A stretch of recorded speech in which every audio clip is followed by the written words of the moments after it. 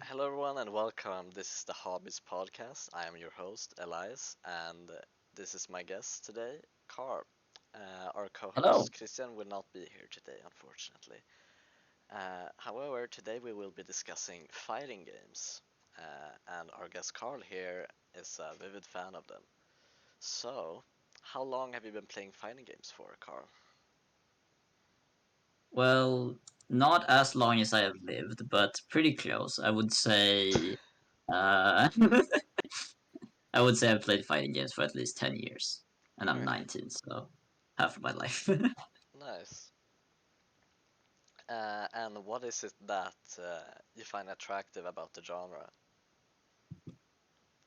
Well, to me, fighting games are all about the one-on-one interactions and improvement of your own skill. Mm-hmm. That those are the most important factors and the reason why I play fighting games to begin with. Mm-hmm. Yeah. Uh, the uh, the especially the improvement, because seeing uh, seeing yourself improve is, to me, uh, rewarding. Like, it feels very rewarding to know that from the last time you played or from the very first time you played, you have improved, because and you can show this when fighting other players of the same skill who are at a higher skill level from where you were before. Mm-hmm. All right.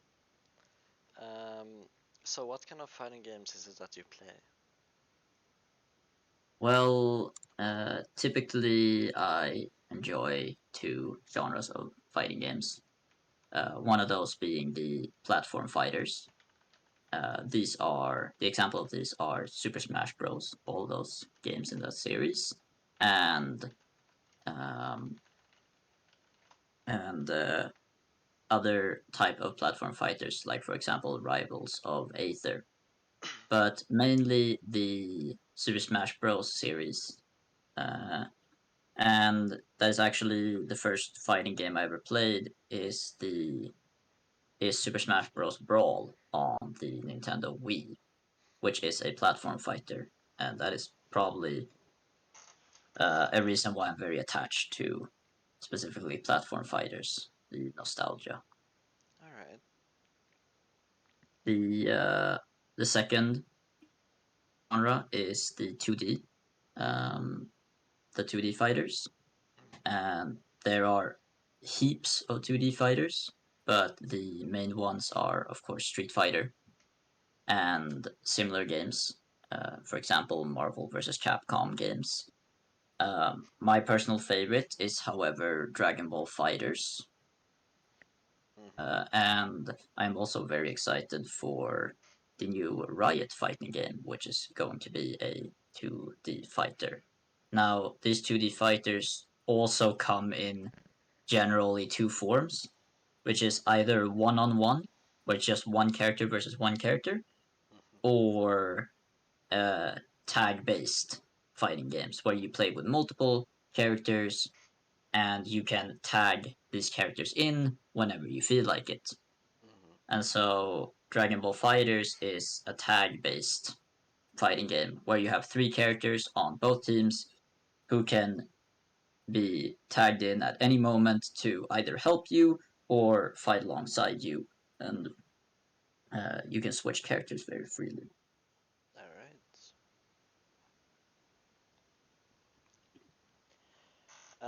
So fighting games are obviously very old. They've existed for a very long time.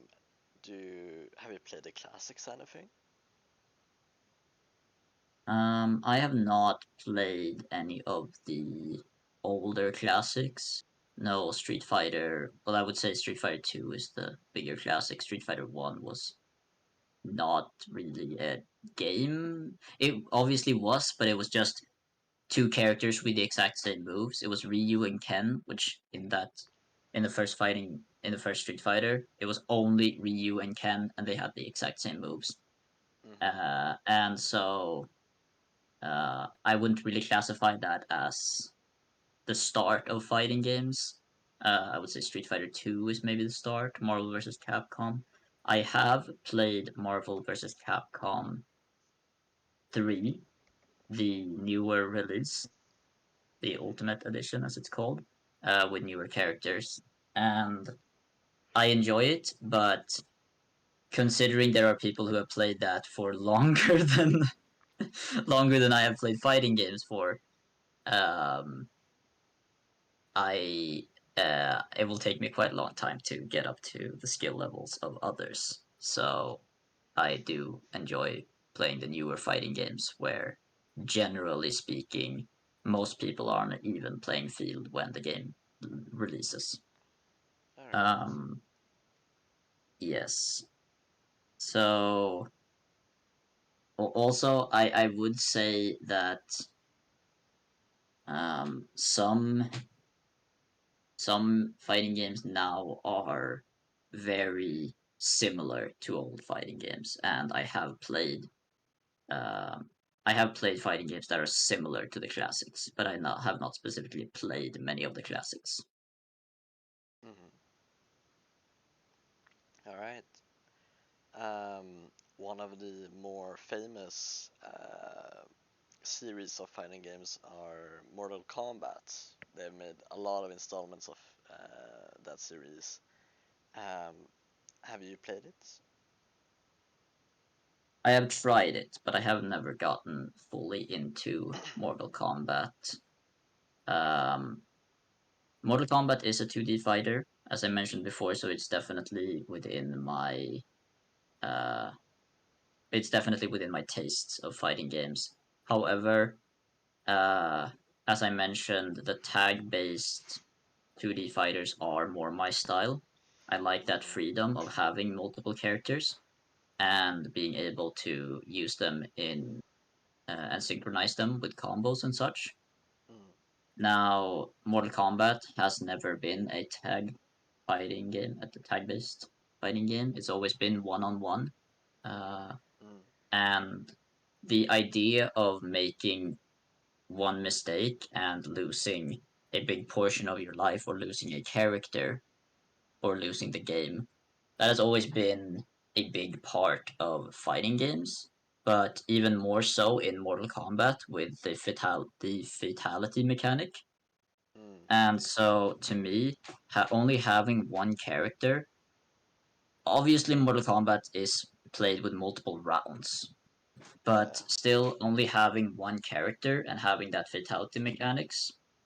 the fatality mechanic, to me, limits a player more than within a tag based fighting game, where if a character dies, you can simply restart with the next character without any real disadvantages, except for the fact that you can no longer use your first character that you lost.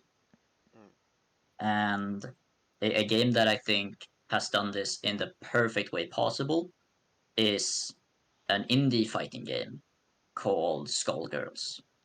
mm-hmm, Now, Skullgirls has a mechanic where you can have a maximum of three characters, but you can also have two or one character. And so, if you have the fewer characters you have, the stronger your characters are, which I find amazing because that means that me, someone who enjoys playing tag based fighting games, I can play with three characters and enjoy doing my wacky combos that involve multiple characters. But mm-hmm, someone who enjoys games from the Mortal Kombat series or the Street Fighter series, who enjoy that type of one on one, they can play one character with the same strengths as my three characters. And we can go and fight in a fair 1v1 mm, um, in different genres, kind of. mm. All right. Um, speaking of Mortal Kombat, it's a very gruesome game with a lot of blood and violence. Obviously, it's a fighting game. Yeah. Um, Do you think this is widespread in the genre, or is it more so particular to that? And what do you think about this kind of aesthetic in games such as these? Is violent widespread in fighting games? Is the question. Um, Uh, it's more so about the aesthetic of Mortal Kombat. Do you think it's widespread, and do you think it's a good or a bad thing? oh, I see what you mean. Okay, so Mortal Kombat um, is not like any other fighting game or game, I would say, on the market. So Mortal Kombat kind of made their own legacy and grew in popularity due to their gory style, right? Mm, There is a lot of blood, there is a lot of violence, and that was uh, what the creators of Mortal Kombat considered would be their theme, their aesthetic, right? And it sold because that's what people wanted. And now it's become a staple, not because of the gory theme, but because of the mechanics and the characters. And so nowadays, fighting games are not that gory except for the Mortal Kombat series because they've kept their theme. Other fighting games usually do not even have blood. So, mm, for example, my favorite Dragon Ball Fighters does not have any sort of blood. And even though it is violence, it is very cartoony and goofy violence. And that is a general theme for all fighting games. Because you can't make a fighting game that is endlessly realistic, where every punch has some kind of effect on the opponent and you can see how they've been hurt and whatnot. No, no, you can't have that. Because fighting games need to be extremely telegraphed on what is happening. It is a one on one situation where skill matters a lot. And mm, so every move that every player inputs has to be telegraphed. You can't have your opponent punch you and then your character does an animation to reflect that they're in pain. No, that won't work because if that happens, then you will be confused on what is happening with your character. mm, So everything needs to be telegraphed, and that makes it sort of cartoony, right? It feels a little Tom and Jerry, where if you hit someone, then either nothing happens or maybe they get a little dizzy animation. So, for example, in Street Fighter, there is a mechanic where if you hit your opponent multiple times in a succession, they will be stunned. And it's very clear, it's very telegraphed that this is happening. Your character is stunned and you cannot move or interact with your character. mm, And so, this theme that Mortal Kombat has going on can't really work well with other fighting games. mm, And so, and I think that is also a statement that is general for all games. You can have gory games. There are games such as Doom, where gore is a big part of the series. But because of the fact that if you have a competitive environment, everything needs to be telegraphed. Everything needs to be immediately clear to the players on what's happening. And that makes implementing gore or blood problematic. mm. All right. That does make sense. So the aesthetic, which the genre is very known for from Mortal Kombat, is not actually what the genre really contains and celebrates. That's very interesting. Um, so you were talking earlier about how these games are entirely based upon the skill of the player. Do you think that this is more so true to the fighting games than, for example, League of Legends, which we discussed earlier in an earlier episode. There are there's a very delicate balance within competitive games that are online and player versus player interactions, where you need you need to create the game with the player skill in mind. So you can either have a game with low luck and low skill. So that would be a party game, right? Where no skill is required. Oh, sorry, high luck, no skill. That's a party game. No skill is required, and luck is the entire factor. That would Mm, be a party game like Mario Party. But when you're designing a more competitive game, you might go for something with high skill, medium luck, or in fighting games, the general idea is high skill, no luck. mm, So for something like League of Legends, their idea is high skill, low, sorry, high skill and low luck, but obviously incorporating a bit of luck undermines skill. mm, And the general idea with fighting games is that there needs to be no luck, or such a tiny amount of luck that it becomes predictable. Some fighting games have mechanics where a player can throw. It's very usual that it's very normal that a character can throw something, and this object that they're throwing does different things depending on what they input. So if it might look the same or it might look a little different, but the move is generally the same but does different things. And so that has something to do with luck, but how you approach the situation is still mostly skill. mm, Um, so on this spectrum where we have luck and skill, fighting games need to have a very, very delicate balance between having high luck and no skill. No, flip that around. High skill, no luck, but at the same time incorporating some amount of luck, so then not all games feel the same, and also because of spectators.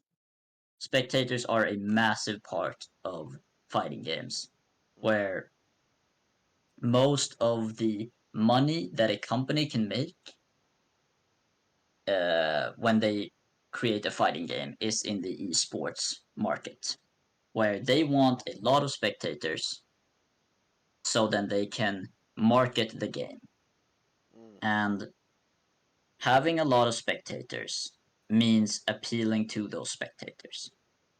This becomes a problem in fighting games because on this spectrum with luck and skill, spectators want more luck because luck creates upsets and comebacks. mm, And this is what spectators want. Because in a situation where you have a massive upset or a massive comeback that no one thought was possible, even if it happens due to luck, spectators will still enjoy that. And increasing luck means that this will happen more often. mm, And so, something which Capcom, the creators of Street Fighter, did with Street Fighter V is that they increased the amount of luck because they wanted their game to succeed in esports and they wanted spectators to be happy. But this undermines skill, which means that veteran players who are playing the game for and who have been playing the series for a very long time will feel as if they're performing worse due to something that they can't control. Mm. So again, there is an extremely delicate balance. And you mentioned League of Legends, and I want to touch on this briefly, but League of Legends has both it is both on the high skill and medium luck. They have high skill and medium luck. That's what I would consider League of Legends to be. Mm. And having medium luck has made it so that spectators love watching League of Legends. League of Mm. Legends has been the most watched game, the most watched video game for an extremely long time.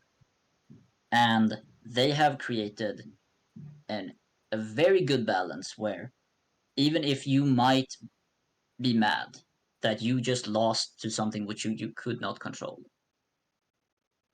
you will still come back and keep playing because sometimes you will win due to this thing you cannot control, All right. and that feels pretty good. So they keep luck to a minimum for the player experience, but they still keep it in there for their esports market,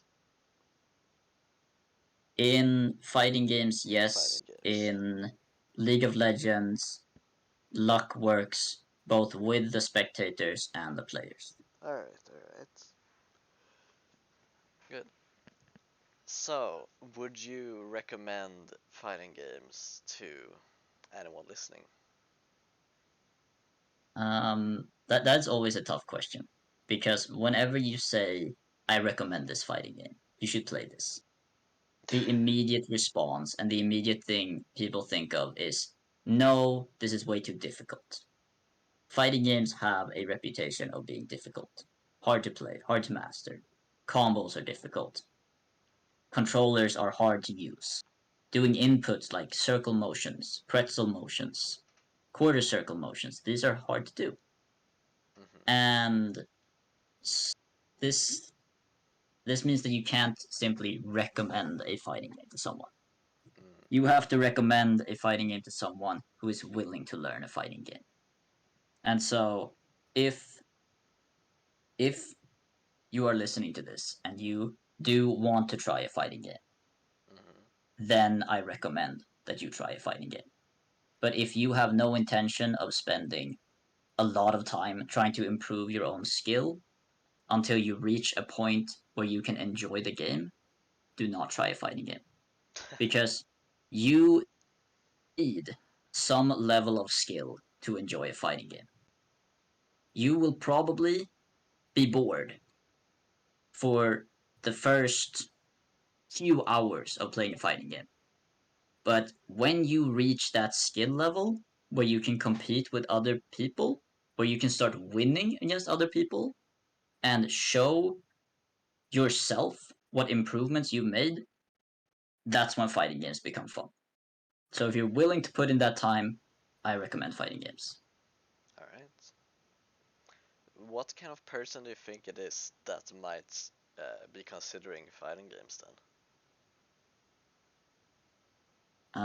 Anyone with a competitive mind and too much time on their hands, because again, you will need the time to improve, and if you can't have the competitive mindset, I don't think you will enjoy being, or I would say, I don't think you'll enjoy losing until you eventually win. You Mm. need to have a mindset where every time you lose, you know that you've improved slightly, and you'll get them next time. You'll get them next time. You'll get them next time. And then when you eventually do get them, that feeling is going to be overwhelmingly positive. So you need to be able to kind of survive through that struggle until you eventually get that overwhelmingly positive reaction. Mm. So, what is something that you might not enjoy very much about the genre? Um, well, specific fighting games have specific mechanics, which I find irritating, but mentioning all of those will take way too long. So, generally, I would say that being unfamiliar with a fighting game and losing because you don't know what happened is possibly one of the worst feelings you can have. Mm, So when you have not fully learned a fighting game and you lost to something you didn't even know was possible, or you lost to something you don't actually know what it was, mm, that that becomes disheartening. Like you feel as if you don't want to play a game where where the game is trying to actively stop you from playing. Does that make sense? Um, the game is so difficult that it feels as if the game doesn't want you to play it. mm, So having a good tutorial is extremely important, and also having some kind of easy barrier for entry for uh, people of low skill levels, I think is extremely important. mm, Because if you give people that initial push of that initial information of these are the mechanics, this is what you'll encounter, this is what you can do, then you won't be mad. Maybe you'll be a little angry that you lost, but you won't be angry because you lost not knowing what you lost to. mm, So a general flaw of most fighting games is not having that initial push, not having some kind of tutorial to show you what you're gonna encounter. mm. All right. I think that should be it then. We will cut this episode a little bit short, but I still think that we got the important questions cleared up, and I hope Yeah, that anyone who was listening might find fighting games interesting, and even consider playing them perhaps. Uh, I definitely hope so. Thank you so much for listening, and have a nice day. Bye.